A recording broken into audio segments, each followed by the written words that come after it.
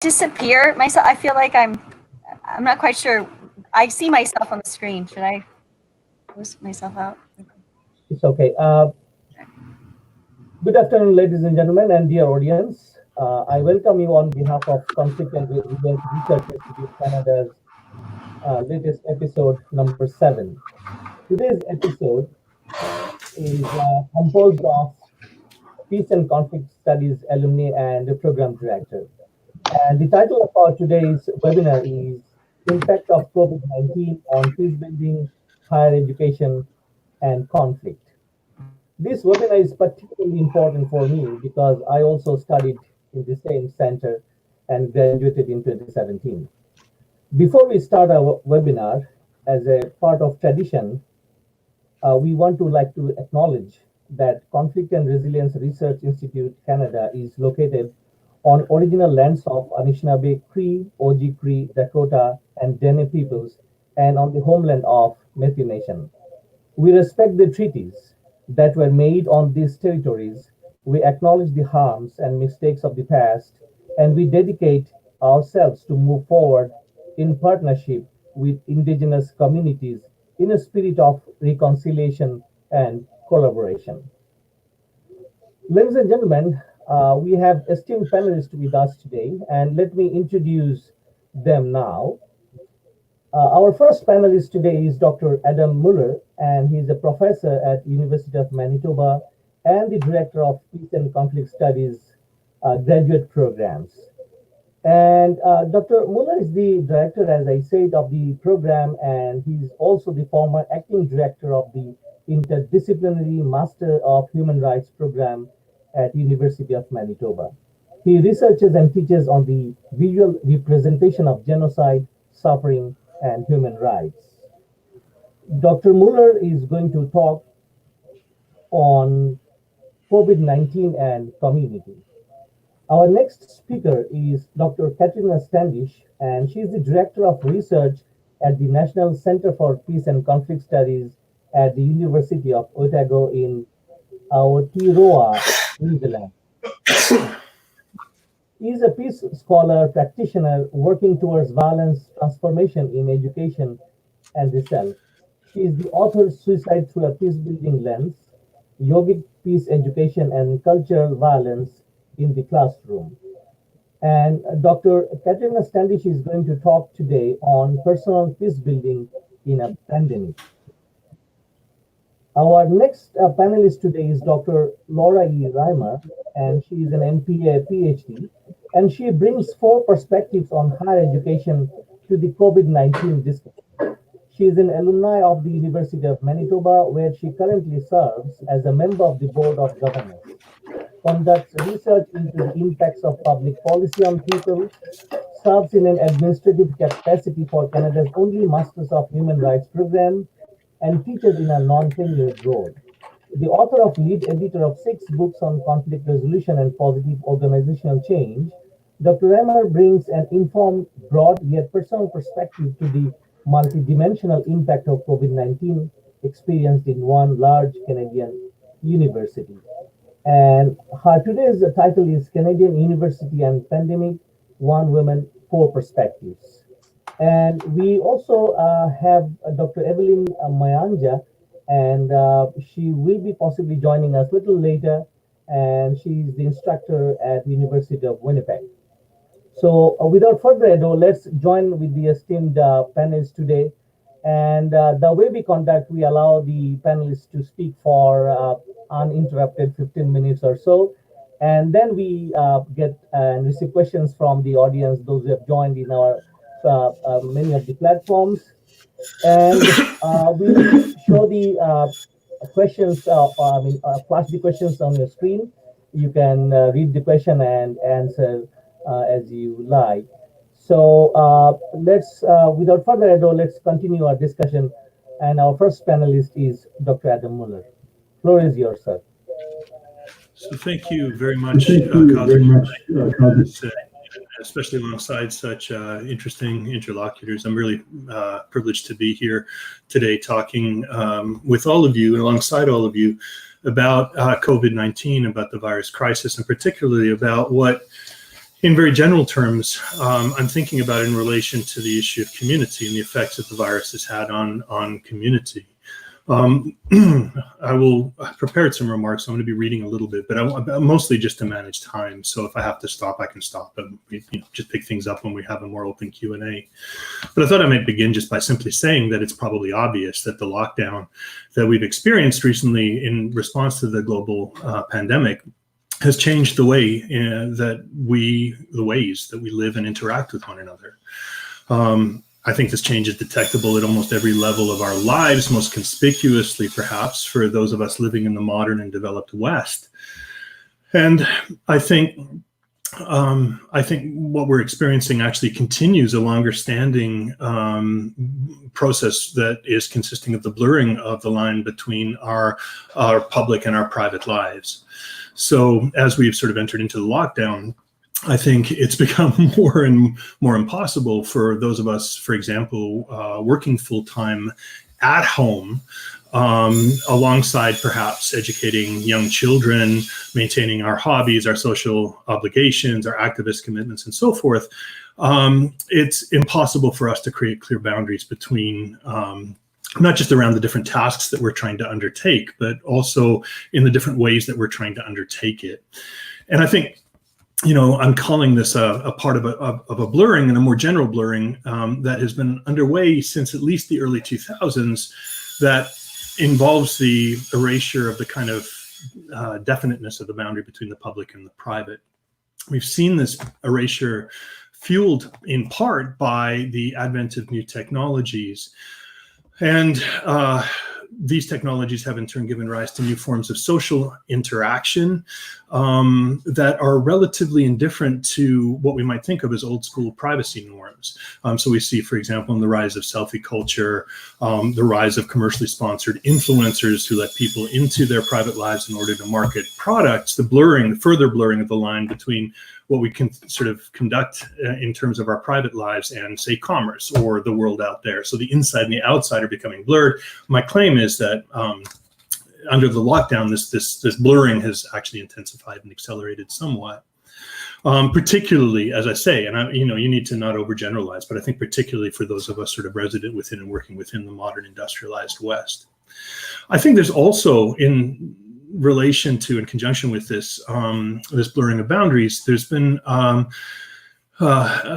corresponding shift in the way we go about prioritizing certain of our values. Okay, so it's not just a shift in this boundary, but it's a shift in the values that this boundary, in fact, itself supports. And I think, it's fair to say that in some respects we've become more open and available to one another.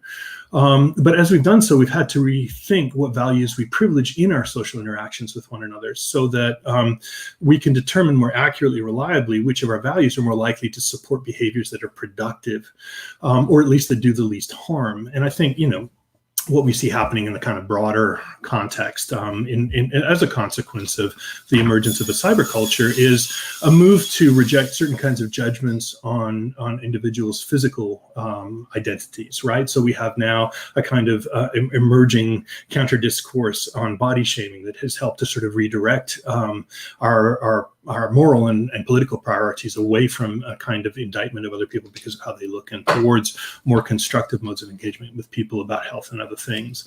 I think we also see the rise of new legislation, which is intended to protect those subjected to cyberstalking, for example, and online sexual harassment, for example, all of which sort of marks, again, a kind of positive consequence to this reshaping of our value matrix. Although, as I say, what's more important to me rather than the specifics now is to acknowledge that whatever kind of changes are connected to the eradication of the boundary between the public and the private, at least some of those changes have a normative component to them. At least some of them are sort of wedded to the way in which we give moral priority to certain things. And I say, perhaps as a sort of another symptom, a more conspicuous symptom of this values reprioritization, I would point to the Me Too movement and, of course, Black Lives Matters, which has assumed a kind of global significance that has in fact been marked by demand that we collectively reshape our values, along non-racist lines, non-sexist lines. But this has also itself been shaped by digital culture and the kinds of intimacies, and new correspondences that are made possible through these new modes of interaction. But I think, for me, as a theorist, working as a theorist, the question remains, right? Why, and the question is, why do we need the public and private split anyway? I mean, if the tendency that we're inhabiting is now towards the eradication of this boundary, then why should we be inclined to care, right? To preserve it? Like, why does it matter? Why might it matter? And I think it matters for many reasons that we shouldn't lose sight of, notwithstanding the force majeure that we're sort of confronted with at the moment. So it matters. Privacy matters, right? Matters partly because I think it affords a number of protections to matters of conscience. So we need privacy, in other words, in order to be able to have a safe space available to us within which we can think as well as speak truth to power, right? Without privacy, we can be policed in that very intimate way, and that prevents us from thinking freely. And I think and this is more related to my topic, I think the public-private split also helps us to mark the limits of community. And I think it does so in a couple different ways. We can talk more about the technicalities later, but I think the public part of publicity, when we think about, what it means to live in public life, we can define this differently. We can define this thickly, we can define it thinly. But I think it can serve at least as a marker of in-group solidarity. And so it allows us to, via the idea of how we cash out the term public, we can distinguish between what binds us together collectively and who we are individually, because who we are collectively is the public side of us, and who we are personally is the private side of us. So we need kind of that. But I think publicity allows us to draw a line between different groups, right? So one public is not the same as another public, is not the same as another public, and so forth. So insofar as we have investments in the categories of the public and the private, I think these investments can play out in a number of different registers and in a number of different fields: normative fields, political fields, social fields, anthropological fields, and so forth. So look, what am I trying to say? I'm trying to suggest that insofar as the ongoing COVID-19 pandemic has further altered aspects of our understanding of the nature of privacy, and so by extension our kind of felt sense of who we are as individuals and where our individuality begins and ends, I think we have also, and this is the argument I want to make, the more polemical part of the point I want to make, I think we've also become implicated in a major shift. I think what the cultural anthropologist Victor Turner has described as a shift from community to communitas. Okay, so communitas is the Latin term that Turner is drawing on. And I'm going through a kind of Victor Turner renaissance at the moment. For the last year and a bit, I've been sort of going back to liminality community, sort of thinking through partly liminality. I'm going to talk a bit more about the liminal, but these liminal situations that we can find ourselves in, situations that on the one hand are filled with possibility and at the same time filled with tremendous risk. So I've been interested in the double-edgedness of liminality. And of course, with Turner, you can't talk about liminality without also talking about community. So for Turner, communitas is the preferred term he uses to designate a belonging during a time of liminality. So we experience and are implicated in communitas when we inhabit a liminal moment. And the liminal moments are moments when gaps form between the structures comprising our regular social and institutional lives or roles, right? When we don't have seamlessness, when we don't have continuity, when we have this disruption, a disjunction, and aparias, which is the kind of postmodern term for these moments of epistemic crisis or undecidability, where we can't really call things one way or another, where we're uncertain. So it's within these kind of liminal states. Often for Turner, of course, these states arise in moments, in rites of passage, during rites of passage. As we move, say, from childhood to adulthood, we enter the liminal when we're neither one thing nor the other. I mean, the term that Turner uses for it, literally, and I'm quoting, is betwixt and between. When we're betwixt and between, we are in the liminal. And when we're in the liminal, we can't inhabit a community in the ordinary sense, precisely because what marks liminal spaces and times is the deep contingency of everything and the unstructuredness of everything. And of course, community in the more conventional sense is a concept deeply invested in the idea of structure and structuration, right? Like, because we inhabit a community when certain kind of patterns of shared and overlapping behavior accrete to such an extent that they become not just recognized, but recognized as recognized. And through that secondary effect, we sort of begin to create pathways for the kind of effective channels that pull us into a correspondence with other people that we think of as the phenomenology of community. So, so the point is that within liminal spaces, we experience communitas. And communitas is distinguishable from community in virtue of the emphasis of community on structure, right? For Turner, community expresses the bond between people arising from the fact of their sharing either a physical territory of some kind or resources or values of interest. So there's a kind of spatial or physical or ideological correspondence for community for Turner. Now, this is consistent with the OED's definition of community as a body of people who live in the same place, usually sharing a common cultural or ethnic identity, hence a place where a particular body of people lives, right? So there's something very bounded about that, very materializable in that of course we can't really bring into the domain of the liminal because of its inherent contingencies. So communitas, in contrast with community, is for Turner, and I'll quote Turner, an unstructured state in which all members are equal, allowing them to share a common experience, usually through a rite of passage. Right? So, I mean, obviously what I'm going to be saying here is that what we're involved in right at this moment is a rite of passage, that we're in a transition between whatever was before the virus and whatever's coming after the virus. And in this moment, what we're experiencing, partly in a way that's being mediated by technology, in ways that have antecedents back to the late 1990s or earlier, but what we're experiencing is communitas, and the experience of communitas, which is an experience of belonging rather than an experience of sharing space, sharing property, sharing values, and so forth. And what this means is that the possibilities for reinventing, redescribing, and reimagining our values, imagining our structures, are limitless at this moment in time. Now, I'm going to also sort of argue, and I'm sort of sensitive to the fact that I'm running on. I don't want to dominate or take too much time up, but I think, if I could summarize where I'm going with all of this, which is very fuzzy still for me and not altogether precise, but I want to say that, basically three things. One, COVID-19 has disrupted the flow of ordinary life, rendering life as most of us know how to live it more liminal than ever before. Now, since the liminal exists betwixt and between structures and arises as we move away from one mode of being in the world to another, there are, during this liminal moments, and this is my second point, that there is during this liminal moment a movement from community to communitas. Now, I think along the way that we've become able to reimagine and rethink who and what we are in relation to others, in large and small ways, and I'd point to BLM as well as a kind of example of this, as an example of the possibility resident within this moment. And I think,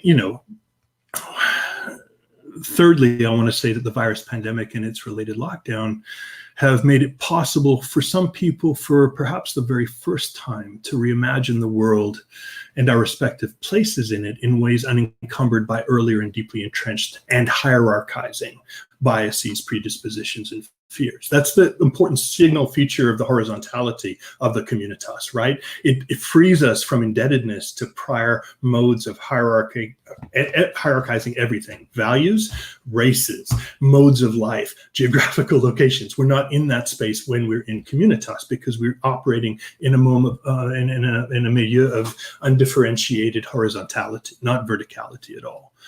So what does this mean really? And again, I'm speaking as a theorist now. I think there are practical consequences. Obviously, I was hoping to sort of address those more in conversation. But I think finally, I want to say two things. One, the liminal sites, or states rather, are sites of extraordinary precarity and risk, and they're therefore danger zones.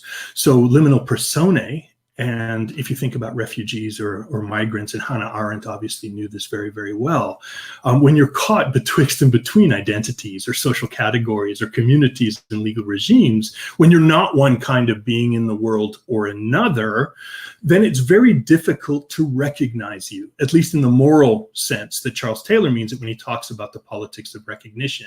If you're not any one thing, if you don't belong to a category that we can appeal to make sense of you, then you aren't really there in a way that we can make sense of. Now, on the one hand, there's a positive to this because you're exempted from the kind of dominating gaze of the other. On the other hand, though, you can't be afforded the kinds of protections that go along with belonging to a certain group, which we've already agreed requires a certain kind of protection. So you can't be helped and this is why somebody like Hannah Arendt felt that stateless people needed a national identity, needed a form of state belonging in order to be actually protected. That absent those state protections, they couldn't be rendered visible enough to be guaranteed not just the human rights that we all take for granted, but the right to have rights, which is something that seems to be something assignable only through citizenship, right? We need citizenship in order to make that happen. But I would say that, like, within all this vulnerability, and this is my final thing to say, is that the news isn't all bad. I mean, I think in addition to precariousness and vulnerability, those who inhabit these threshold states or margin states, these liminal states, and so people who inhabit a communitas, right? They're endowed with extraordinary range of possibilities, most profoundly possibilities of becoming. This is, I think, precisely because that the liminal beings are difficult to recognize. So they can assert whatever form of identity they wish and reimagine new forms of identity we haven't had time to conceive yet. Because again, in the liminal state, you're not indebted to the past in any concrete way. But of course, this indeterminacy and fluidity can be unsettling both to those who are liminal and to those witnessing the liminality of others. And so there's a need to negotiate and discuss and describe and redescribe and remain actively involved with the others so that we can, just become more aware of what their indeterminacy signifies. But I think precisely because this indeterminacy, as I said before, what was formerly unthinkable becomes possible. And I think within that, we see the seeds of the kind of most, I think, extremely positive response that or optimistic reaction we've had to the Black Lives Matter protests that have had happening globally, where people are actually saying, no, this is a watershed moment and the world will be different afterwards. I think what underwrites that view, that feeling, is precisely our embeddedness in this liminal moment that has been brought around by the COVID-19 lockdown. Thank you. Thank you very much, Dr. Mueller, for a very insightful piece of discussion. And in the meantime, let me welcome Dr. Evelyn Mayanja for joining our group and discussion today. And because I couldn't introduce her, let me read through her short bio. So Dr. Evelyn Mayanja is a scholar and educator on wars, peace and development. Currently a sessional instructor at the University of Winnipeg, and her doctoral dissertation titled People's Experiences and Perceptions of War and Peace in South Kivu, Eastern DR Congo. And she received the University of Manitoba Distinguished Dissertation Award. Evelyn has not only studied but has lived through war in Africa's Great Lakes region. Her research focuses on how indigenous wisdom can contribute on peacemaking, peacekeeping, and ecological protection in Congo. Evelyn attributes her passion for peace and development to her mother. Welcome, Evelyn. Thank you very much for joining us. So we'll move to our second panelist today, Dr. Katarina Standish, and the floor is yours, ma'am. Hello, everybody. I'd like to begin also by acknowledging that we're being hosted for this webinar in Treaty 1 territory. But I'd also like to acknowledge my fellow speakers, Dr. Mueller, Dr. Reimer, Dr. Mayanja, and of course, Dr. Ahmed, for facilitating this platform of engagement today, and the Conflict and Resilience Research Institute of Canada for hosting us all. So thank you. I'm Katarina Standish of the National Centre for Peace and Conflict Studies. And today I'd like to offer a consideration and a construct for peace building during the COVID-19 pandemic. So in our field, Peace and Conflict Studies, peace building is defined as an intervention that recognizes, minimizes, removes, and prevents violence. Most well-known incarnations of peace building involve group interventions or interventions into groups, for example, inter-ethnic peacebuilding, inter-religious peacebuilding, coexistence peacebuilding, and various deliberate techniques, which often include conflict resolution management or transformation. Peacebuilding, of course, is comprised of interactions of people that aim to address violence and injustice, but it's built on a fundamental human bridging, binding, and bonding technology, the relationship. In order to peace build, it requires association, connection, and a collective dynamic, because despite cultural individualism, humans not only need one another to be human, we neither come into this world alone nor live that way. Any connection to authentic self, community, spirit, and ecology are necessary to live without hurting nature, hurting others, or hurting ourselves. Personal peacebuilding is an intervention that transforms conflict and prevents violence in the self, to the self, and by the self. How personal peacebuilding differs from many established forms of group peacebuilding, and in fact, I think offers a potential, is that the fundamental vehicle for transformation, the relationship, in personal peacebuilding, emerges from a relationship with the self. This form of peacebuilding has internal and external facets related to disposition, culture, mindsets and behavior, as well as identity, community, and the environment. But in both these domains, the purpose of personal peacebuilding remains constant.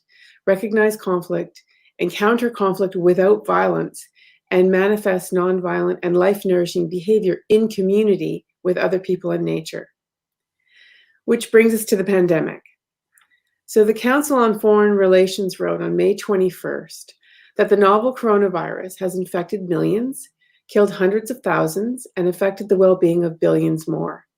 The COVID-19 pandemic is a transnational threat that requires a global response.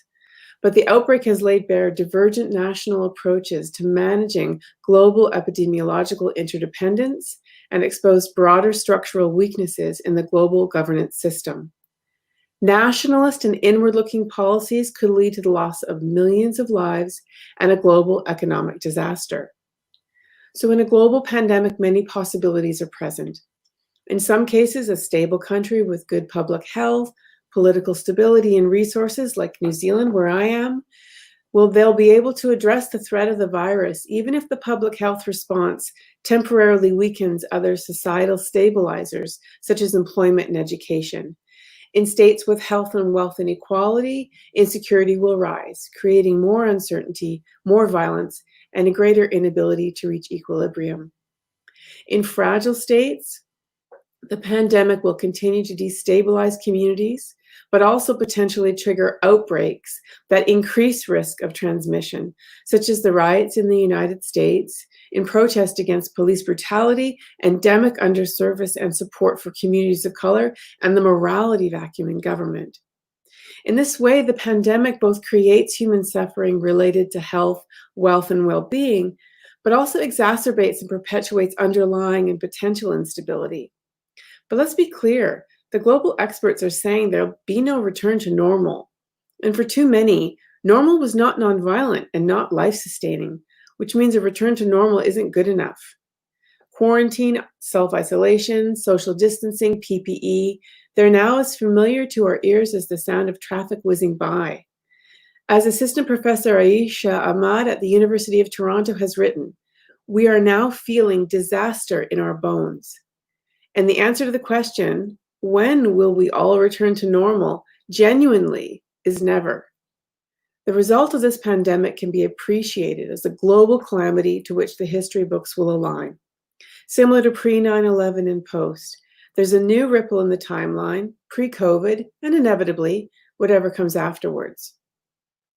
What we're all going to have to face as cultures, nations, communities, and individuals is that we're witnessing an eradication of an old global order in living history, yet stuck in an indefinite present where future plans are postponed, canceled, and unimagined. We are surrounded by information with a perception of the scope of this calamity that extends far further than any other generation of knowledge contained. Our screens and the algorithms are creating realities for us that have permitted us to connect from our quarantines, yes, but also to increasingly understand ourselves as public health pawns on a global chessboard. We get to see and compare ourselves to other nations, territories, cities, and various indicators leave us with symbolic suffering, indefinable shame, arrogant satisfaction, and intolerant prejudice. This pandemic has taken us out of our communities of affiliation and interest, online and in real life, into a desperate digital need to consume and attempt to digest information that has great impact and echo in our humanity. Some of that data is hopeful and inspiring. Much of it is perilous, false, and is leading us to further upheaval and maybe tragedy. For every Twitter post declaring someone has beaten coronavirus, there's a YouTube video claiming coronavirus is a hoax. Conspiracy theorists ran to media spaces that it's a plot to destabilize Western supremacy, and actual adult humans deliberately spit on frontline service staff or demand employees work despite and without ignorance of the mortal risk.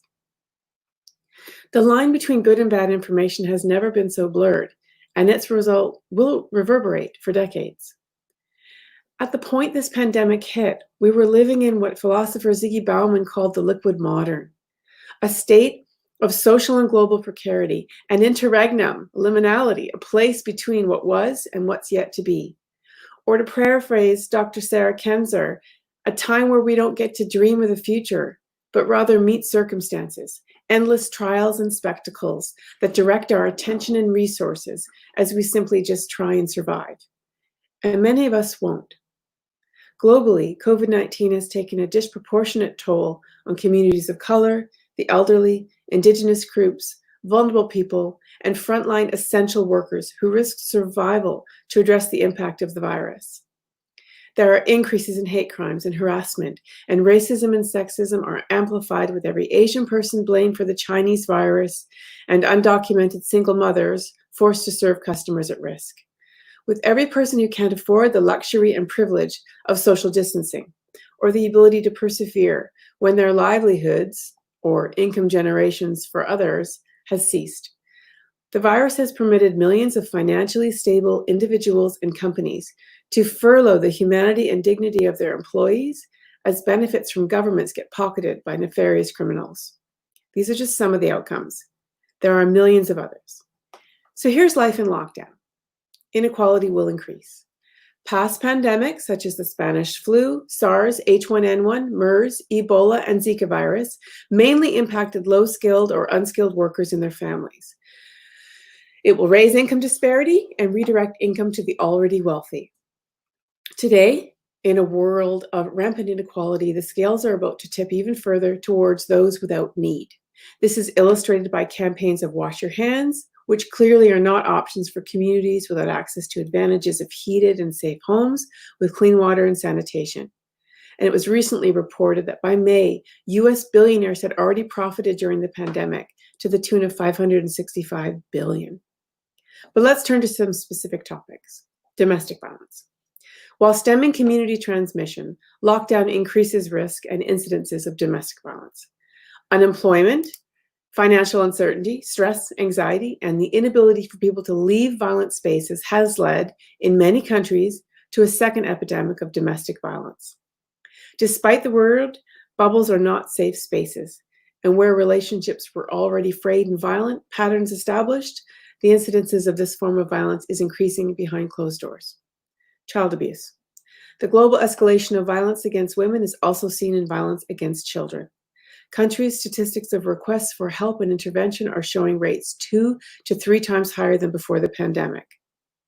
As this form of violence is often not reported at all, that is staggering when the person committing the violence is likely in the next room. In some cases, 40 to 70% increases in pleas for help, and these in developed countries with helplines and support networks. Despite the notion of protective isolation, children aren't safe during quarantine. They're moving targets for violence. Gendered inequality of labor. Women are getting crushed by the pandemic. As work moves into a domestic space already highly unequal and oppressive for women, the pandemic has exposed and exacerbated the gender fault line. Working from home may change the way we work, but it's also highlighting the challenge of who's doing it. As Nala Valfi from the UN has said, the formal economy is only possible because it's subsidized by women's unpaid work. All genders are suffering from the pandemic, but the social and economic burden of COVID-19 is far from universal. Women are already living in poverty more than men, earning less with less or no savings, and in precarious and low-paid work. The addition of both unpaid, invisible, and undervalued work that women do in the home hits single-parent households, extended female households, the households of refugees and internally displaced individuals even harder.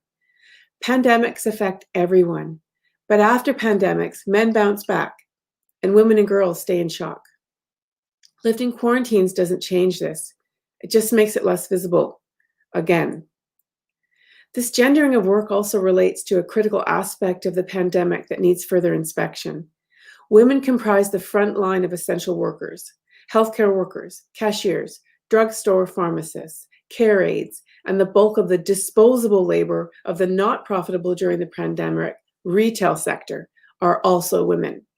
These jobs, like most jobs that women hold, are underpaid, unstable, unpredictable, and undervalued. The lifelines that keep the world together are lines held by women, women subsidizing the formal hierarchical economy all over the world. The pandemic won't alleviate this.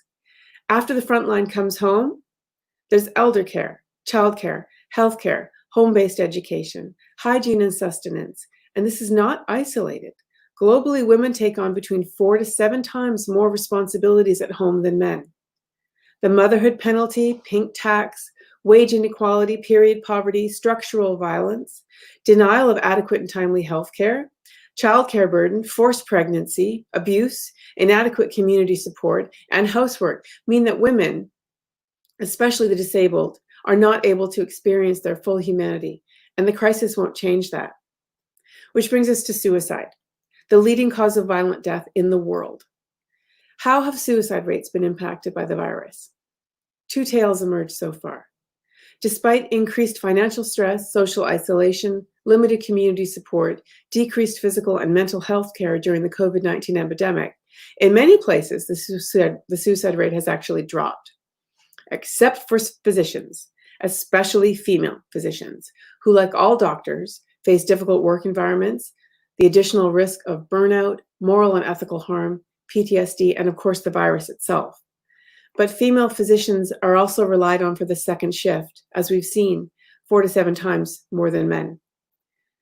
The point of this presentation is to ask ourselves, because I ask myself, what could surviving the COVID-19 global pandemic succeed in manifesting? Not just what form of new reality we collectively want, but what kind of life do we need to emerge from this pandemic in a more robust and resilient state? Because this isn't an ending, it's a beginning. But the beginning of what? And this is where the 4 domains of personal peacebuilding come in. The world feels out of control right now, and even in places that are meeting the crisis and managing, the reality is that not everyone has the same toolkit for facing conflict, and it can make you feel powerless, as if the past and future are blurring and that we're stuck in a perpetual present, a crouch waiting for the next catastrophe. This makes it hard for us to see cracks that let the light in, and difficult to feel like we're contributing personally. But here are 4 things I think any of us can do to build a better future. Personal peacebuilding is physiological. You're not your body, but it is your vehicle for life, and appropriate care, mindfulness, movement, and self-awareness are foundations for living. If you want to contribute to a changed world, start by changing yourself.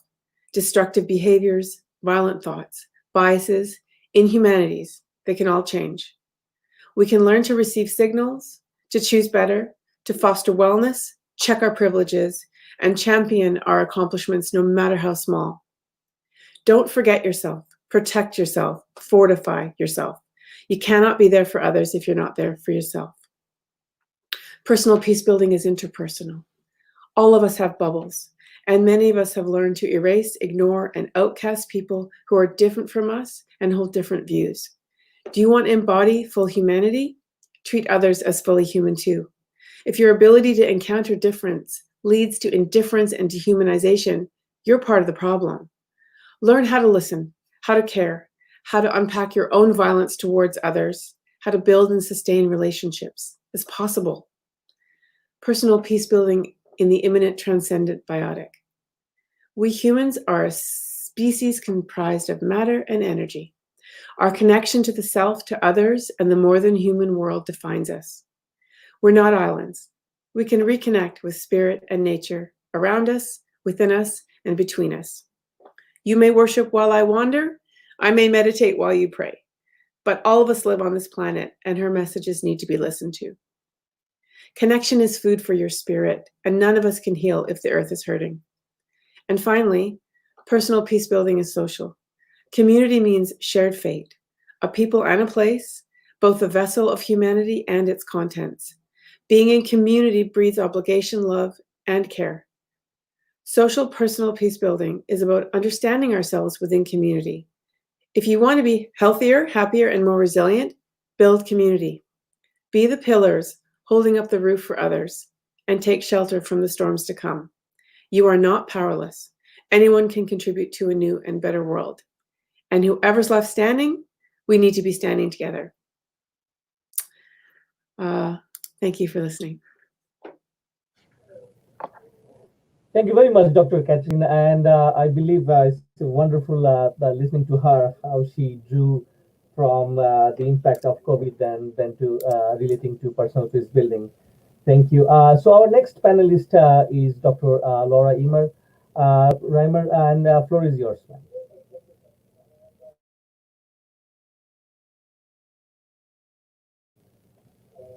Unmute the mic, Laura. Yeah.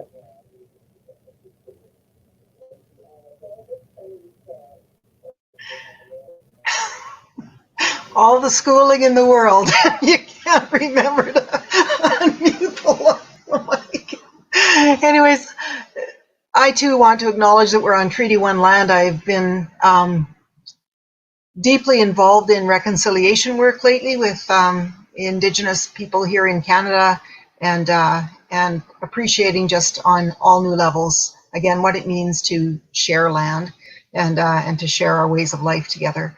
I want to thank Kauser as well for putting this together. I am very thrilled to be here with my colleagues from the Morrow Institute.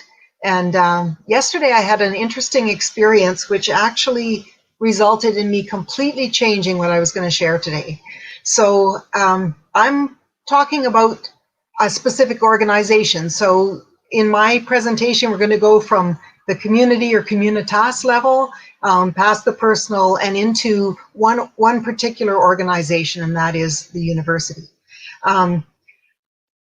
My experience yesterday was that I was invited to a rural school division here in central Canada to talk about teaching Indigenous issues, and realized how long it's been since I sat at a table with 5 colleagues. We were social distanced. We all had a cup of coffee, which is a big part, as you know, of Canadian life.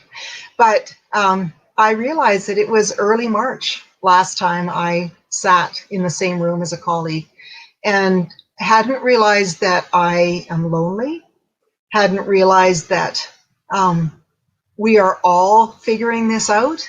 I believe I have been judgmental along the way of leaders. Anyways, it produced a number of thoughts in me, and so what I'm bringing to you today is my thoughts about the role of the university. As Dr. Ahmed mentioned, I wear different hats at my particular university, and have the privilege of serving as a Board of Governors member, as a program administrator in Canada's only Master of Human Rights program. I've been an instructor, and I absolutely love being in the classroom. And I'm also a union member. I'm also an alumni of the university.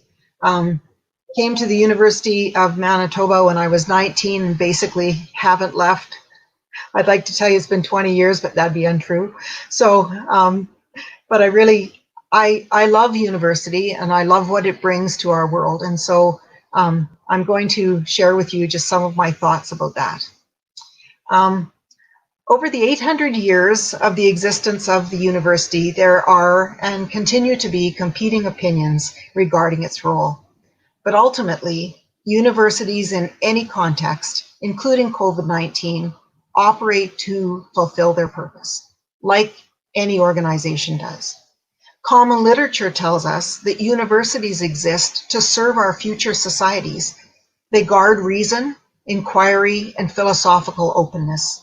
In other words, they're places for ideas, they're places for dreams and hopes, they're places for questions, and they're opportunities for us to discuss with some knowledge and curiosity matters that perhaps are discussed nowhere else. They're often a place for answers, and in COVID-19, we've seen the university embrace that role as well. Just as a bit of background, in Canada, universities are public institutions. That is, they're funded primarily by the public purse, which means by the taxes that we pay. This is significant. Each university has its own legislation, and therefore they are government guidelines for its operation. But although the universities in Canada are public, they also enjoy a unique relationship with government. There are times when it suits the universities to embrace the fact that they are distanced from government and from public opinion. And there are other times when universities respond to, are shaped by, and shape public opinion. The ongoing pandemic has surprised many of us, especially the longevity of the lockdown implementation. For those of us associated with higher education, and for many of us in different areas of educational leadership, both inside and outside the university setting, it has been a time that has required not just unprecedented leadership, flexibility, and accommodation, but also unprecedented followership. We have had to do what people have told us to do. Canadians are, I think, by nature, submissive, obedient people, and yet it has been difficult for us as well. On the university campus, from faculty, administration, employees, and students, whether or not the outcomes that have been made surrounding COVID-19 are positive or negative are yet to be measured. As I shared with you, I prepared quite a different presentation than what I'm sharing tonight.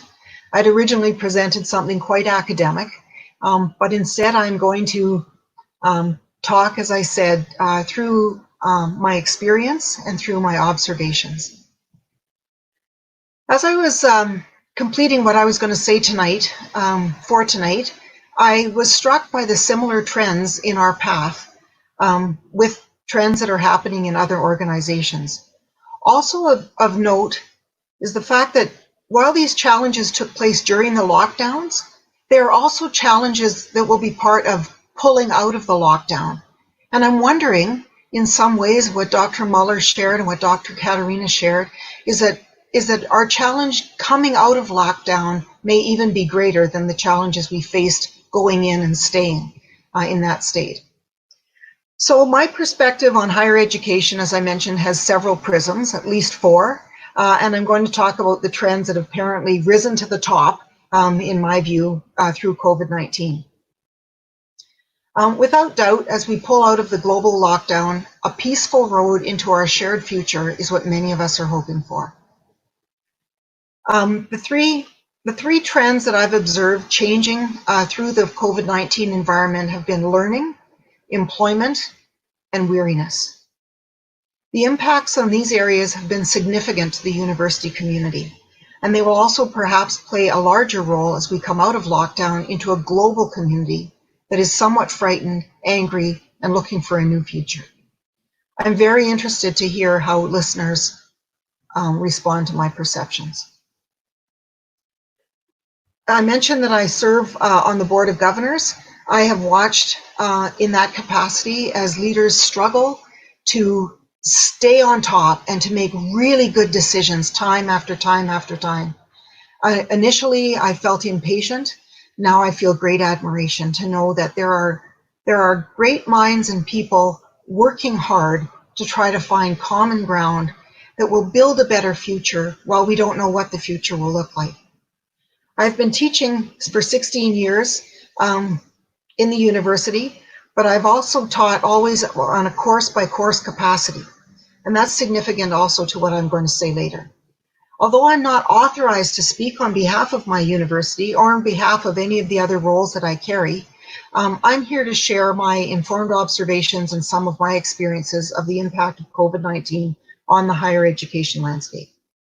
It's relevant to know a little of our politics. Canada is a federal system, meaning that our central or federal government has some constitutional responsibilities, but our second level, which we call our provincial governments, have different constitutional responsibilities. So one is not the boss of the other. This is significant because in Canada, education is the responsibility of the provinces. So COVID-19 decisions by our federal government have had an impact on education, regardless of whether or not those areas are specifically under the purview of the federal government. In this way, the university can be arm's length from government in terms of decision-making, research, and practice, but since government is also our major funder, we're also subject to provincial budget restrictions. These have been mandatory to pay for our health care through COVID-19 because health care in Canada is also a provincial responsibility. The university has been asked to restrict spending because public dollars, our national currency, are required to keep our health system strong. It's an important piece of our COVID-19 higher education story. It is a difficult part of our piece. On March 20th of this year, our university demonstrated decisive and insightful leadership. The President's office announced that the following Monday and Tuesday, the university would be shut down and all classes canceled, so that on Wednesday, it would open again with all classes online. I do believe at that time that our university leadership, and maybe all of us, thought it would be a short lockdown. Instead, the university has been in complete lockdown with buildings closed up. And although exams were completed, courses completed, and summer enrollment is up, day-to-day life at the university has changed for all of us in all of our capacities. The university basically has three roles, and everything in the structure of the university is there to support these roles: research, teaching, and service. In many ways, the research role hasn't changed, and although we're not traveling for on-site data collection, research continues in other forms. And although service hasn't really changed, and this webinar is an example of a different form of service that has actually been enabled by COVID-19. So as experts, we're called on various ways to contribute to society, and in a lot of ways that hasn't changed. What is different is the teaching. And I think that for the university, this is one of the big questions that has to be asked. What do we need, and what do we talk about when we talk about teaching? Obviously, we're thinking also about learning. It's an area for potential debate. Although enrollment is up apparently in most post-secondary institutions, and ours is no exception, teaching is now primarily online. If the purpose of the university is in part to teach, then it really doesn't matter if classes are delivered online or live. We've heard many university administrations repeat that their schools continue to provide robust academic offerings to students. But there's much more to learning than just teaching or just delivering information. The role of the university in society is much more than just imparting knowledge. It's being together, and educational research across cultures has told us that learning takes place best when we are together, in small groups or even as individuals. A talking head on a computer screen may be technically made pass for teaching, but there are very large gaps in the learning end. I've heard professors talk of being exhausted after their online classes, the same classes after which they usually feel exhilarated after live interaction. Students too talk of the challenge of the discipline of online learning. Again, if the role of the university is just imparting knowledge, then online is fine. But we do much more than that. So this is not to discount that there are effective and proven online pedagogies, but profs and instructors will have to learn what these are and how to use them if the goal of the academy is learning more than just teaching. Having said this, another opportunity from COVID-19 emerges. We've had 3 months to pause and reconsider how learning is delivered in the university. Here in Canada, we are bound in many ways by different agreements, but those should not in any way hinder the discovery of better ways to ensure learning. Significantly, there is a wide research-based literature about effective teaching and learning, including online learning. So although there are predictions of a 25 to 30% drop in enrollments for the next academic year, there's also an opportunity for university to reconsider online offerings. Can enrollment, and financial losses be recovered through creative but research-based online offerings to be presented alongside in-person experiences? So one of the big impacts of COVID-19 on the university has been the removal of face-to-face interactions between students and instructors, between students and each other, instructors and one another. But it's also allowed us to pause and reflect on what it is we're trying to truly accomplish in a university classroom. This is, if you think about it, the first time in 800 years that we can actually stop and think about how we deliver courses and think about whether or not we can do it differently to truly build a better future. This is exciting. A second very real impact and trend I've seen in COVID-19 on the university has been its threat to employment. As a non-tenured professor and as a program administrator, I face a precarious future.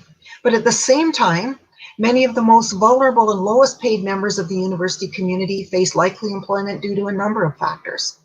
I believe that we have known for decades, perhaps centuries, that few academics are also administrators, managers, or enjoy the so-called paperwork part of leadership in the university organization. Does this mean that perhaps we have an opportunity to think carefully about the structure of universities, to have people who are really good at that kind of thing step into leadership roles and in that way save a number of jobs by just repurposing them? As academics, we're used to asking questions and looking for answers. So is it time to rethink how the university is administered and perhaps consider more secure positions for everyone, regardless of whether or not they've got job security? Perhaps we have an opportunity to think about the role of the university and how each function fits into the ultimate role and contribution of the schools. When we were in the earlier stages of COVID-19 and the financial costs of the public healthcare system were escalating, I expected to see radical, wide-sweeping changes to the administrative structure of the university. But it seems that for the most part, it's been business as usual, and we've been able to fund it. So we're fortunate here in Canada that the costs of COVID-19 on our public purse have not really impacted us in any meaningful structural ways at the university.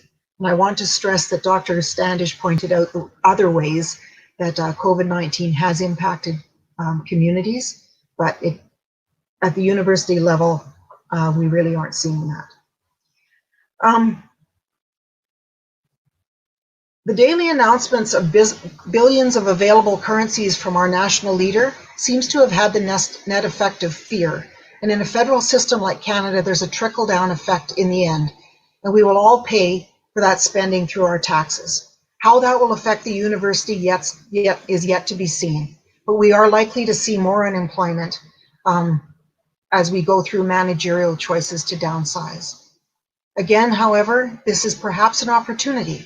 Faced with wide-scale unemployment and job insecurity, maybe it's time to rethink. Again, we are a place of ideas. The third point, and I'll conclude quite quickly, is weariness. I believe that leadership is weary, not just in the university, but around the world.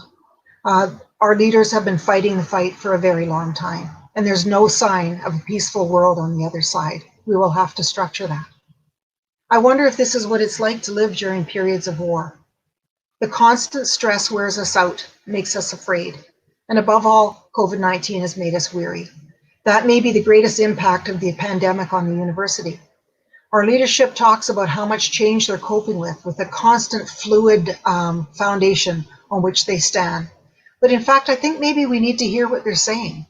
At all levels of our global community, people have been leading to the best of their abilities. Whether it's just their own life or whether it's a large organization, we are all working hard to find a way forward. I want and need to hear hope, but the truth is, our leaders have been waging a terrible battle for a long time. For some leaders, there's also been battles in the media, battles in their own constituency, and in a much broader theater than what appears in their job description. I think we need to see that leaders are weary. And this is coupled with bored, restless, and angry followers.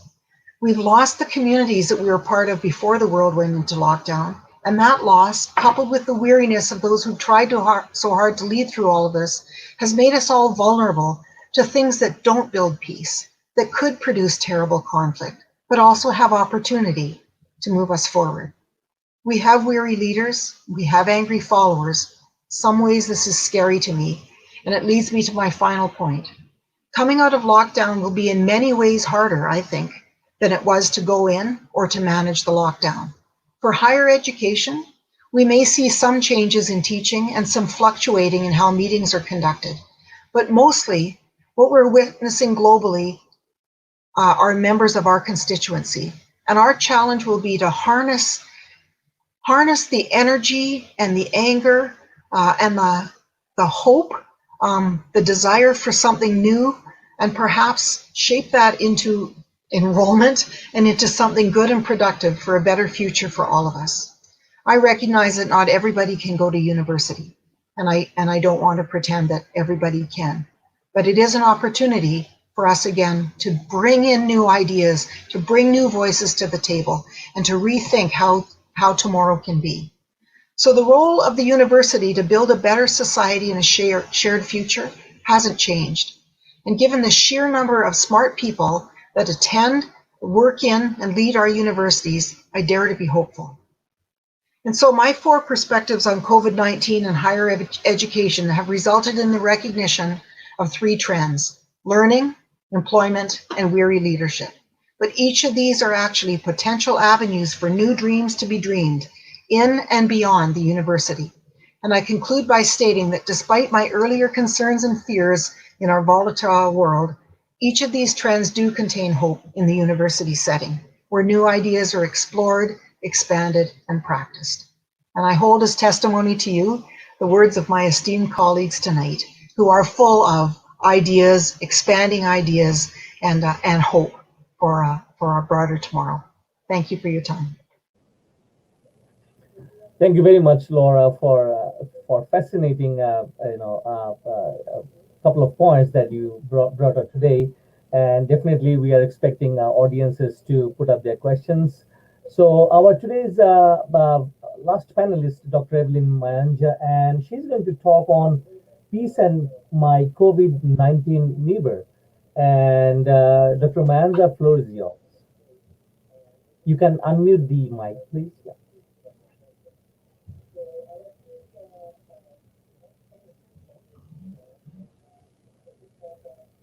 So just kindly unmute the mic in the bottom of the screen. Okay, thank you. Good. Good to see you all after a very long time. And thank you, Dr. Ahmed, for organizing this. It is a very interesting topic, but very, very complex. And as I looked at it, I was asking myself, really, when we talk about peace building, higher education, conflicts, what do we mean?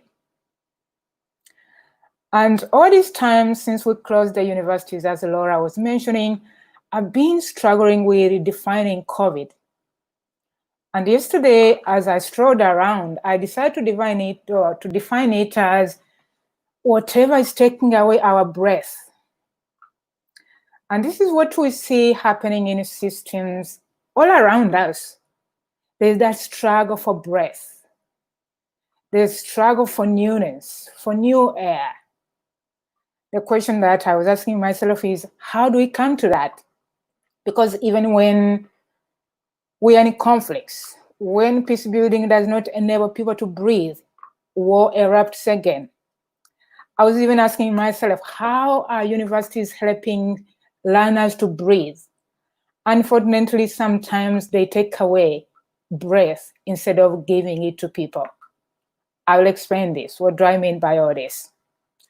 And then I was also wondering that probably before we look at the impacts, we need to examine what is causing all this. And so I decided to look at 3 main causes before we could go into what impacts.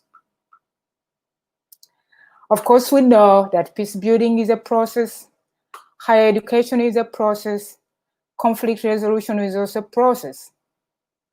And actually, going back to the definition that I've given for COVID-19, all of this, indirectly, we are trying to give back life. But then how do we recover life? More or less like the question that you have all raised. How do we come out of this struggle? How do we transform this crisis of COVID-19 to ensure that we come up with something new, a new world order, a new approach to education, a new administration and leadership in education, or in education systems and institutions, and also in the community, because community, liminality, binarity, they all go with being together. But something new, I think, is what we are looking for now. The theoretical framework that I decided to take is really that capacity to listen very attentively to what is going on around us. I wouldn't, given the limited time, I will not go into the definition of this theory of listening, but it's very, very important, because it is only in listening that we come to discover what we must do. So then the question I posed, that when all this is going on, who is my neighbor? I always like to tease our minds with questions. Really, if we look around, who is my COVID neighbor? We are in all this together, but who is my close neighbor? Especially where we have tried so much to isolate ourselves on either classism or all other isms that we have created as a human society. You find them stronger in some communities than others. I will not answer that question for anyone. Who is my neighbor? I think it is something that we need to think about more seriously. But the definition that I want to give, first of all, is I think my first neighbor is myself. Because sometimes when we are so busy, we don't pay attention to the first neighbor, me. And when I say me, it's not just Evelyn walking on the streets. No, my inner being, which many times fails to breathe because of stress, because of too much work. And when I fail to breathe, when that self is not taken care of, I cannot really contribute to creating a better learning environment, to creating peace, and to resolving conflicts. And many times you find that as academics, busy schedules, deadlines, they prevent us to take that deep breath. And so you find that we live in a discrete, I would say, our life becomes divided. The mind and the heart are not in sync.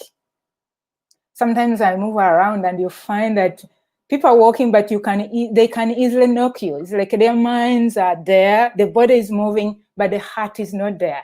They don't even recognize you. They don't recognize the person who is close to them. But then, even when you look at our education systems, we have fallen into the trap of educating minds, but not the heart. And so you find that we have so many intelligent people, but they are the one who's looting our resources, robbing our banks.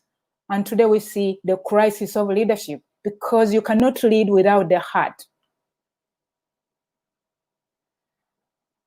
And unfortunately, even when we talk about peace building as a process, at least the liberal peace focuses on systems and not people. I've never read any definition talking about peace building as care for human beings and their hearts and their well-being. But whatever makes us human goes beyond physical features. It is really the heart of who I am. And we cannot give anything to others without first being. Being is better than doing. Or it first, at least doing should be preceded by being. So the heart has to control the mind. Others would look at it differently, that the mind has to control the heart. For me, I think they have to go together. Because if we make decisions without the heart, we end up in trouble. And that's what we see many times driving so many conflicts that we have around. The second neighbor that I look at is the people around us. Today we are in a crisis that because of the classes, the isms that we have created, we don't know the people who are close to us. Sometimes we don't know even the students we teach. Sometimes we don't know even as professors, instructors, we don't know each other because we are there for a business, which takes away our breath, unfortunately. But then I look at COVID also as an opportunity that, while, as Laura mentioned, probably it is an event, a situation, and an opportunity to come together, of course, through the internet, yes, but maybe also to come together more and more as people, but also with oneself. Because when we stay home, there's more time to think and reflect than when we are always on the road. But then when we look at people, again, who are my neighbors, for me, I see a lot of pain, a lot of hearts in people's heart, in people around us. We have watched people being slaughtered. The case of Freud is one, but there are so many others. In all the landscapes of war and violence that we have visited, or where we have done our research, we have watched people being enslaved. I was reading the history of the United States. We hardly think about slavery and how it has led to all the events that we are living today. I was imagine putting a chain around someone's neck. Today, even dogs, we don't put chains around them. But yeah, we have chains around people's bodies. We have watched people's identities and cultures destroyed. We have watched systems and policies that continue to enslave and dehumanize people. But we have also adapted the languages and the codes that even in the academia we don't dare to challenge. People of color. Who is colorless? Minorities, majorities. Who are the minorities today in our societies? Who are maybe yesterday's majority are going to become tomorrow's minorities. If today we have mistreated them, how are they going to treat us? And of course, as we know, Foucault says this, that language is power. Those who formulate all these codes, they know, because it is a form of control, a form of dehumanization, taking away people's well-being. These are the codes that we use to ensure that some are employed, others are not employed. Some are left out, others are included. And this is leading to so many disparities in our societies. Economic inequality, gender, name it. Everything boils down to all this inclusion and exclusion. And many times you find that this language goes with physical, mental, psychological, economic violences or structural violence.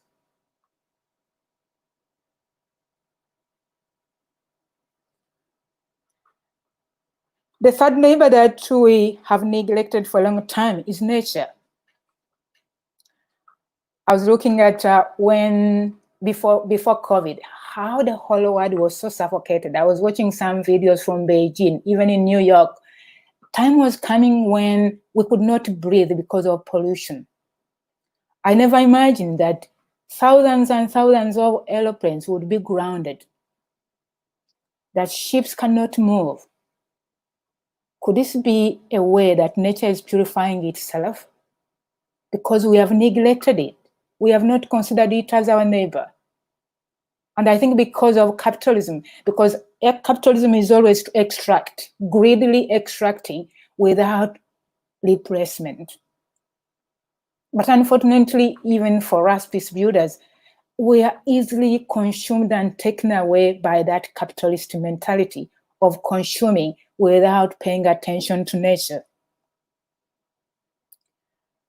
So I think COVID is a moment of reflection to see how we relate with all these neighbors, the three: self, people, and nature. And I think if we transform and integrate these relationships, we'll be able to curb conflicts at so many levels. We'll be able to become more effective peace builders wherever we are. But also, if we ensure that the education that we impart embraces these three levels, probably through our universities, we'll be able to transform societies. What do we do? How do we get to all this? Especially in an environment of everything being looked at in terms of business. Even in COVID, as someone mentioned, for many, they are earning billions out of this, while others are impoverished. I will allow me to suggest the way forward to all this. Really, I feel that it is high time we focus on educating hearts. That even if we are teaching online, to ensure that we impart that knowledge that will enable people to go deep into themselves and not just filling the brains. Because we have intelligent people who are just robbing our banks, who are taking the resources that would have benefited the common good. Because we have given them intelligence, but we have not trained them to become better human beings. The second element that I want to suggest is to allow our comfort, our privileges to be disturbed by the neighbor who is being dehumanized. And also sometimes it helps to walk in the shoes of others. That's why I said, who are my neighbors? Do I know them? Because I think if we walk in their shoes, we'll be able to understand who they are. But that disturbs our comfort, our privileges. And that's why I think as society, there's a lot of competition. Because if others allow something that they will benefit, they will get the best share. Where I come from, as Dr. Mueller was saying, as a community, if we share, we all become strong. Greed and the competition does not help us. But that requires disturbing and interrupting our comfort and happiness sometimes. It requires giving oneself. And also, I suggest the third element of really demanding different levels of society, that we pay attention to the rights and dignity of those whose rights and dignity have been trampled upon for so long. We are here in Canada. For how long have we been talking about the rights of the Indigenous people? But where is their dignity, their well-being? We continue to see them loitering our streets and we walk away. But also to have the courage to look at those who are different, those whom we call minorities, people of color, their fathers, their mothers, their sisters, their friends, their human beings. But institutions, power has dehumanized them. And also I think it is high time, especially in peace studies, that we devise systems of healing people. Many people are hurting, that they will not even understand about our jargons of peace building, peacekeeping. It doesn't make sense when people are hurting. You are not addressing my need. You are just imparting your scholarship. They are not interested in that. I'm afraid that sometimes if we don't really bend very low to where people are, soon we are going to become obsolete. And finally, finding ways of speaking truth to power. They have to hear us. They have to hear people's struggles and people's tears and people's cries. If we do this, I believe that we'll be able to reimagine a new society, a new world order, a new me, a new you. Thank you. Thank you very much, Dr. Evelyn, for this insightful piece. So this discussion, first part is hereby concluded here. And now we move on to the question and answer sessions. And we have received a number of questions from our audience by now. And just to be conscious of time and Dr. Katerina's next appointment before she goes out. So we would like to flash the question quickly. And before I go on to the questions, let me just allow our audience to have a summary of our panelists' talk.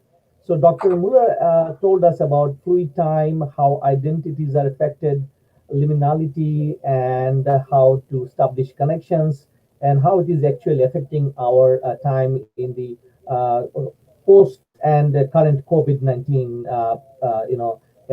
time frame. Dr. Katerina especially spoke about personal peace building, and she also gave us quite a, I would say, very important landscape of COVID-19 that is very important to remember. And she also mentioned about liquid modern state of an increasing inequality. Dr. Laura spoke about the whole impact of COVID-19 into our higher education, and she mentioned three important pieces: research and policy. And she wonderfully spoke about 800 years of our this current system of education, and we have never paused to think. And I think this is a fantastic idea, and we can listen more from her. And finally, Dr. Evelyn spoke about neighbor and who should be the primary neighbor, that we should always remember about COVID-19 and listening, education of hearts. These are very, very important. And finally, she concluded by saying that truth to power, this is, we are yet to see how it happens in the post-COVID-19 world. So I will also combine a couple of questions for one panelist. Here we have one question from Mr. Orko Ahmed, and it is to Dr. Katrina, and you can see the question, and you are free to respond. Sorry, just reading the question right now. So the question, what challenges lie ahead for sustainable peace building once the second and third waves of COVID hit? I don't think that the challenge changes. I think the response changes.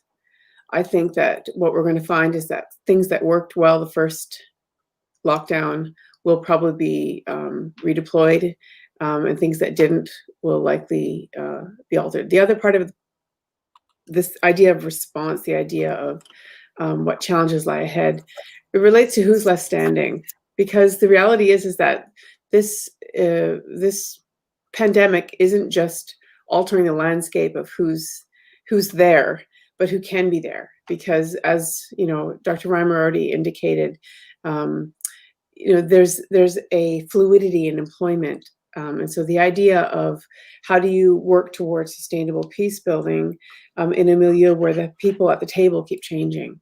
So that's going to be a challenge, because the people who were there for the first lockdown aren't going to necessarily be the same people who are there for the second or the third. I personally am an optimist, and I doubt we'll go for another 6 or 7 months without a vaccine somewhere. So the idea of second and third waves that will then, wipe out large swathes of the planet, I actually don't think that's necessarily going to happen. I think second and third waves are things that are happening in localities. And I do think that the idea of instability is what needs to also be highlighted here, is that COVID has highlighted existing inequalities and highlighted existing instabilities. And that in a way is an opportunity. So the challenges that lie ahead, the things that we were talking about in the first lockdown, will not be the things that we're talking about in the second. And I think that the question says third, although I do think that we'll probably have, at least for this pandemic, a response that's valid. And I'll just make one more comment on that as well, is that the COVID-19 global pandemic is being experienced in different ways globally, all over the world. What it is permitting is, in some instances, a rapid response. In some instances, a full court press on what is happening. And as Laura talked about, this idea of collaboration and in a way also obedience. Do what you're told, go here, do that, etc., because the greater good is what's at stake here.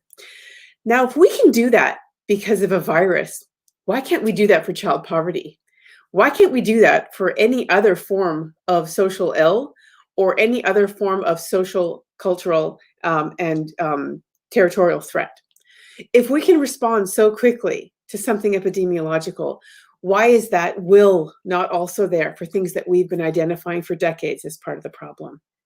I'm sorry, I didn't see the second part of the question before it was removed, but my sense is that the COVID, oh, thank you. So, and if the Black Lives Matters movement persists for months on end, intensifying every month, maybe in a way that relates to the first part. This is a response to something that is not good enough. And the not good enough needs to get better. And so if we've been able to respond, and I think that we're seeing the Black Lives Matters protests, riots, and the instability that's happening in the United States, what we're also seeing there is a great deal of response, and it will not be enough, and it is not at all what needs to happen in terms of overturning white supremacy and understanding how the world that we live in, at least the world that we live in the West, has got winners and losers, and the losers never had a chance. And that includes Indigenous peoples, that includes women, that includes people of disabled communities. There's a lot of people who did not have the same advantages. And so, yes, understanding how to feel discomfort, as Evelyn said, the idea that things are going to have to get a little rockier for people that have had it better in order for everybody to get elevated. So I think actually it's an opportunity. I think that the idea that we aren't breathing and that none of us could have imagined 3 months ago, no planes flying and the birds returning and all this, strange circumstances in terms of nature, it is an opportunity. But what it shows to me is that with will, a lot is possible. Thank you very much. And now we have this second question, and this is to Dr. Adam Mueller, I believe, because he spoke about concept of communitas.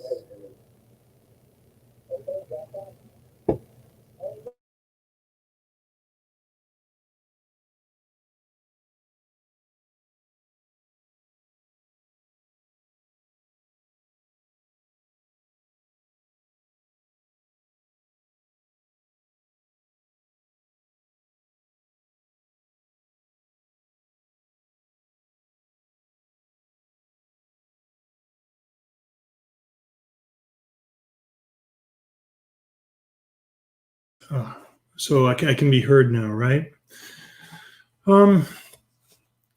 So, I mean, the question really is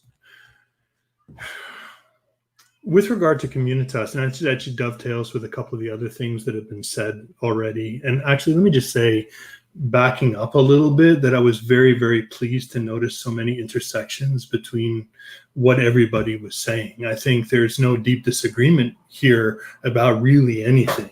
I think the devil's in the details, of course, and we may choose to privilege certain kinds of questions over other questions. But in general, I think we're sort of mapping the problem in roughly the same sorts of ways, being attendant to how the virus and the lockdown resulting from it have offered us both at one and the same time opportunities for real transformation, and then obviously risks and potential harms having to do with what persists in the current moment from the injustices that preceded it, right? So that's all. I mean, I heard this, I was very fascinated by it, in fact, because we didn't obviously discuss what we were going to do in any deep way before this. So it's interesting that we're coming out in the same place. I wanted to say something briefly about communitas, and I want to contrast it again. I'm just sort of opting for that Turner-esque kind of reading of these terms, so that what we used to have was community, and community was anchored in two things. It was anchored in place and in something like, not face-to-faceness, because we get that with the digital domain, but we do get physical presence. So the metaphysics of presence sort of anchors and grounds community in ways that is localizable territorially, right? Like that's the sort of traditional classical kind of understanding. And then we say, okay, well, there's overlap in values because people are compressed in a particular place and what have you. Communitas is different, and it's whatever is enabled in a moment where that former order starts to break down. And when it starts to break down, people no longer have expectations of the kinds of roles that they're being assigned. They have no longer scripts to follow insofar as their moral duties are concerned, partly because the moral framework itself is one of the casualties of the liminal moment. And remember, too, that what we take to be the moral oftentimes is just a kind of majoritarian impulse. It's not something that's argued for in some universally kind of disinterested way, unless that universalism is asserted at the expense of acknowledging the particularism underneath it, right? Like oftentimes we know that universalism is just a masquerade of the particular. So we have this kind of moral framework. We have this expectations, what Gadamer calls horizons of significance. We have that entering into this liminal moment. Liminal moment's thrust upon us. We sort of react in a hodgepodge, sort of confused way at first, and then we realize what we've produced is a world filled with gaps. And then there's this amazing kind of challenge, which is hard on one hand. You know, we have to fill the gaps in so that we can have a contiguous life, a coherent life. And on the other hand, we don't know how to fill it in, so we're confused and we try things. Some of them work, some of them don't. But here's the thing, if all of this is taking place non-physically, or not, a substantial part of this is taking place non-physically, then it's taking place with people all over the world who are informing the redefinition and redescription of what we're doing. Plus, they're sending us information about their experiences that we can then integrate into our own sense of what's going on in the world. And all of this yields a prevailing kind of horizontality that potentially, at least, can motivate deep structural change. And I think that's the demand of something like Black Lives Matter, right? Like deep structural change. Although I'm a little, I mean, it's early days in some sense, yeah, and also not in another sense. But I guess I'm a little concerned with BLM that there's all this talk about structural violence and structural racism and very little identification of the many structures complicit in buttressing the racial project as it exists, not just in America. And frankly, there is an American way of race. There is an Americanistic kind of discourse and identity that is risking a kind of globalization, and through that globalization, a series of distortions and misrepresentations as it gets projected into a world where other contexts mean race functions differently. Blackness is just a different thing in Congo than it is in New York, right? And so that's not to say that it's radically different or radically separate. I'm just saying that right now, what we're presented with is the challenge of suturing together again this post-virus world. And there's so many unanswered questions and so little of the kind of granularity that I was grateful for Katarina, Laura, and Evelyn for introducing to us today, that I think we're at a moment where communitas has given us the opportunity to remake communities. Communities will only be remade when they accrete, when they start getting bounded and defined. We shouldn't rush that process, even if delaying that accretion comes with significant costs for some of the most vulnerable amongst us. Partly, we need to do more work to figure out who's vulnerable, how they're vulnerable, and how to address their risks. Thank you very much, Dr. Mueller. Next question is posed to Dr. Reimer, and here it is. Yeah, thank you very much, Kauser. I'm really happy to see this sentence and this question, because this is a very popular misconception. Frankly, Orko, this is not correct.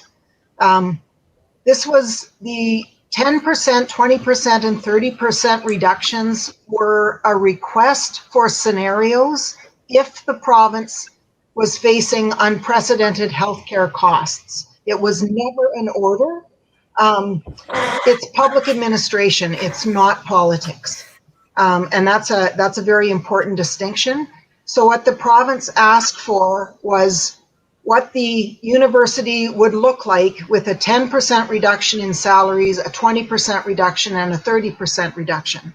Our university did not provide any of those.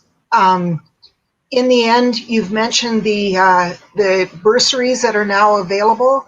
My understanding of public administration, I have a master's degree in it and taught it for a long time. There are different budgets. And so this is a reorganizing of budgets. Our university doesn't have details yet, but we have complied with the 1% that we were asked to produce and the 4%. And those decisions were made for the most part at the levels where they were going to have the effect. So it wasn't a heavy-handed top-down decision. I saw the letters from the minister, but certainly your understanding that it was an order that was rescinded is a common misunderstanding. And I could go on about the media, but I won't. So I hope that answers your question. I think there was a second part, was there?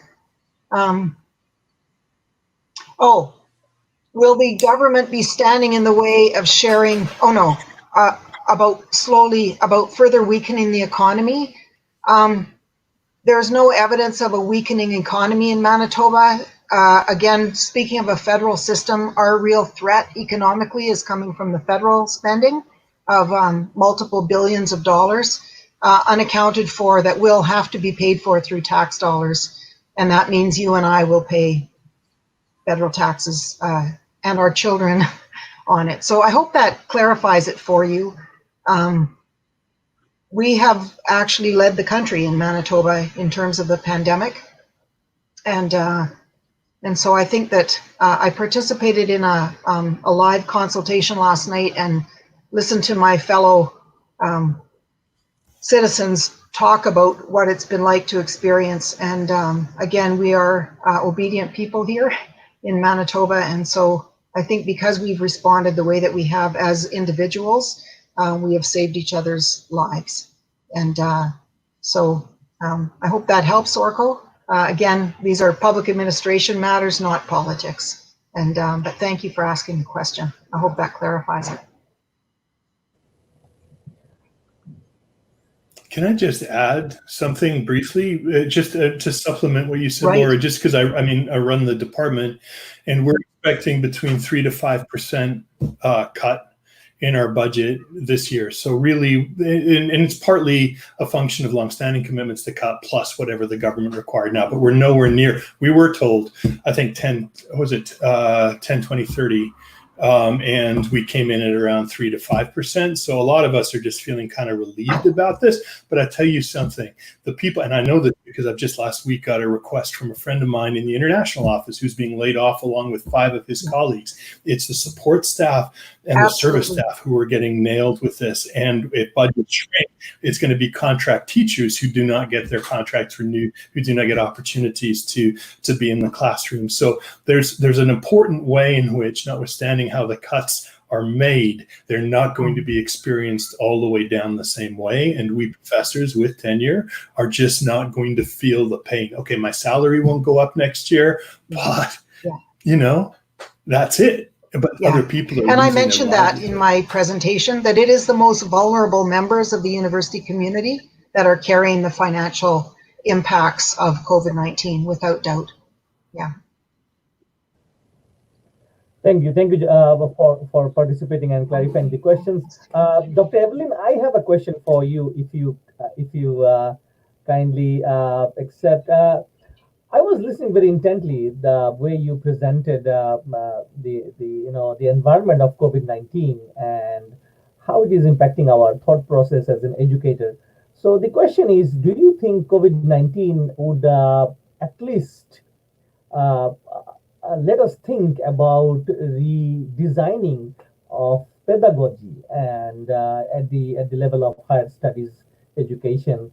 And do you see any major change in that pedagogy? And when I refer to pedagogy, I mean a very deep sense of changing the mode of delivery of the content that we usually teach to students.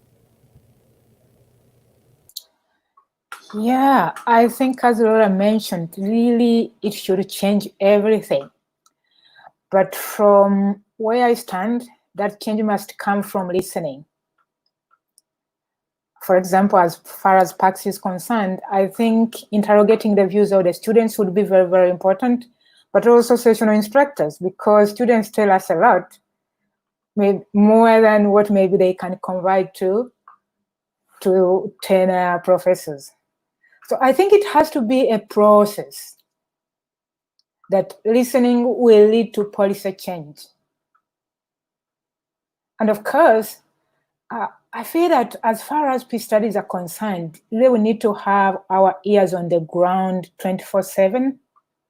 But unfortunately, sometimes we just get lost in books and the theories which have been written, and really we fail to address the issue because conventionality keeps progressing almost on a daily basis.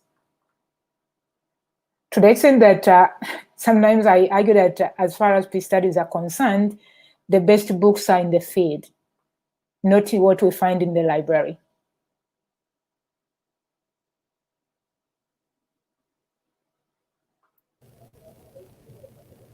So thank you very much, Dr. Evelyn, for your answer. So we are at the last stage of our today's session, and we have an observer with us. And let me see if she's still there. I hope she's not. Just to wrap up our today's webinar, first off, my sincere gratitude from Conflict and Resilience Research Institute. It's a very small effort from a couple of us here in Winnipeg to research on conflict and peace building.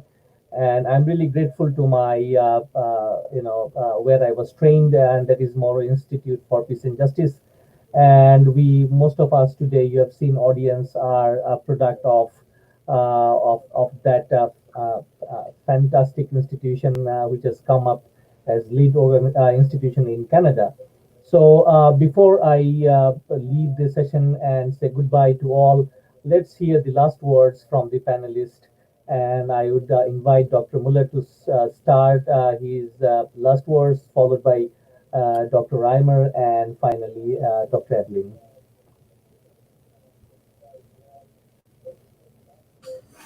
So again, thank you. Thanks to everybody who's participated in this, for the questions, Kaz in particular, for sort of synthesizing everything and pulling it together. It's difficult to think of last words or anything that's sort of summary and final in the wake of an argument about liminality and determinacy and open-endedness.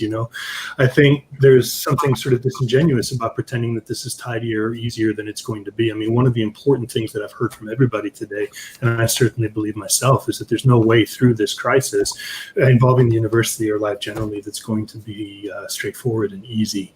It has to do with contingencies, but I think it also has to do with vulnerabilities, insecurities, hatreds, and inertia, frankly. And if there's a sort of silver lining here, and a number of us have suggested there might be, it has to do with just the not business as usual character of the moment we're in, and how it's thrown us back on ourselves to do work of personally transformative kind of peace building, to do work of transcendent sorts of peace building, to use some of Katerina's categories, which I liked very, very well, to refresh and restore our relationship to nature, actually, and to the local, even as we accept that maybe our community is something that's no longer localizable in the sense that it used to be. So I think, what we've got here is, I think in this discussion too, if you're taking notes, if you're keeping track, you have a very good list of things to watch out for. And this list constitutes a series of challenges that any peace builder has to face, whether it's at this moment in this milieu or elsewhere. I mean, I think these are fundamental problems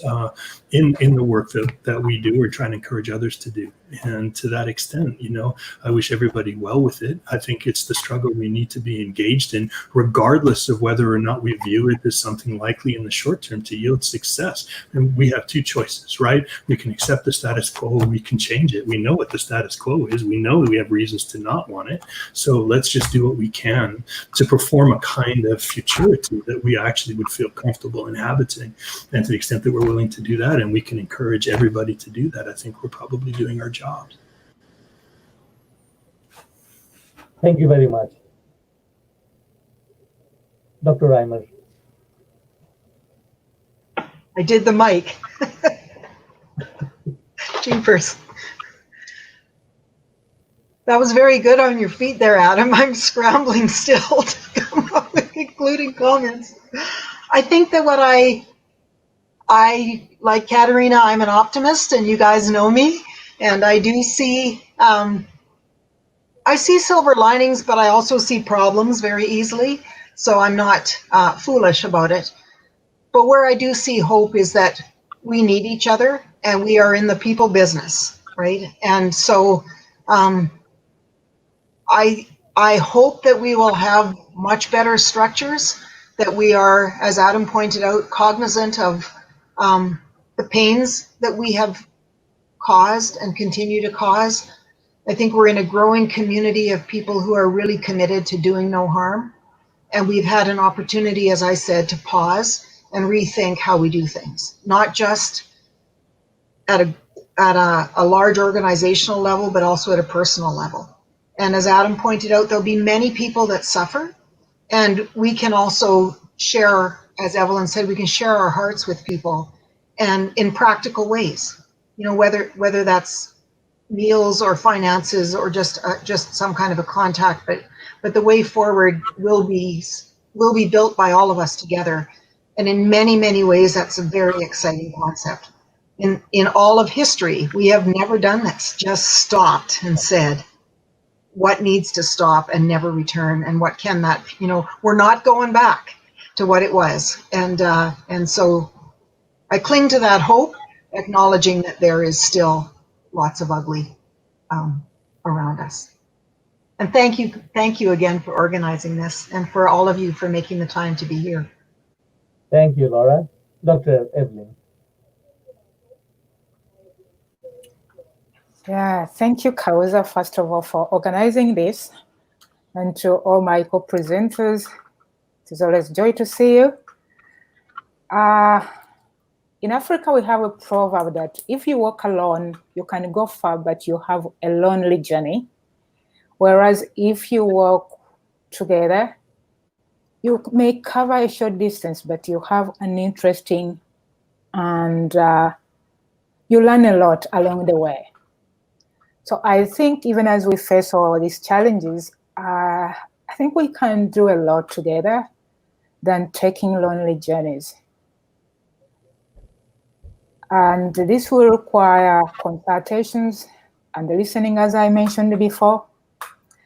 But I think when the going is tough also, I think it is important to remember that really, even being together with the same passion is already a strong source of hope. And I also wish to acknowledge that I feel sometimes that nature is the one inviting us really to go on our knees. Nobody foresaw this COVID. And we are all struggling. We cannot, but nature knows the way. So probably we need more and more to listen to what nature tells us. And again, at home, we have a proverb that if we don't pay attention to nature, it will always take away the predator.